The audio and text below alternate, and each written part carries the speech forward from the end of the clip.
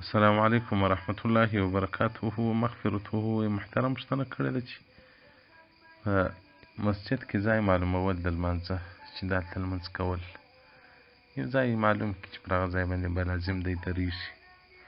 لکه په بعض ځایو کې بعضې سپین ږیري دی چې پر کوم ځای باندې مسله هواره کړه بیا نو بس دا لکه د ده چې څو که میلمه یو څوک راغلی و د ده پر ځای ولاړ و دی غږ ورباندې کوي وایي ایسته څه زما له ځای. دا د شریعت د نظره څخه څنګه دی؟ او بل مسجد ته زکات ورکول. محترمه د رسول الله صلی الله علیه و آله و صحبه وسلم څخه روایت دی. عبدالرحمن بن شبر روایت کوي چې رسول الله صلی الله علیه وسلم منع وکوله عن نقرة الغراب د داسې سجدې څخه لکه هغه چرګ یا مرغه چې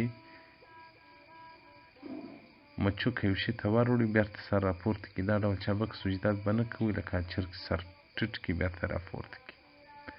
و ابتراش سبع او رسول الله صلی الله علیه وسلم منع وکوله له داسې سجدې څخه لکه هغه حیوان لکه سپی او بل حیوان چې پرې وځي دغه لیچونه ولګوي.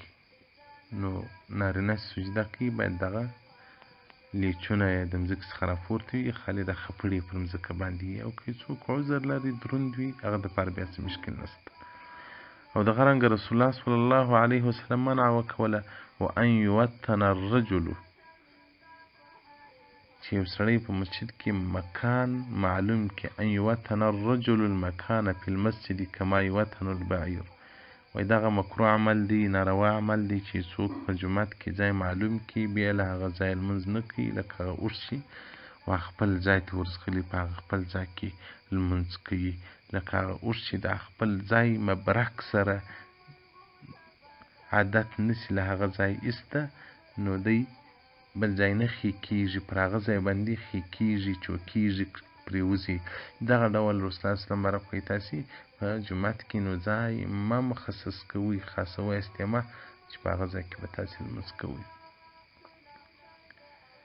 نو هر هغه څوک چې دا عمل کوي مکروه عمل دی بس چې ورغلې پر هغه ځای باندې درېږه. دا تعین د مسلې چې مسله یې اواره کړي بس دی به راځي تسبیح به په لاس کې یا به مخ ته ورته پرتي پر هغه ځای باندې که بل څوک کښېنستی د ده بیا خوا بدېږي. یو وخت کې یو جومات ته زه ورغلم نو دا د کلي حاجي صاحب نو څه روپۍ لري نو هغه مولوي صاحب بیا زما دوست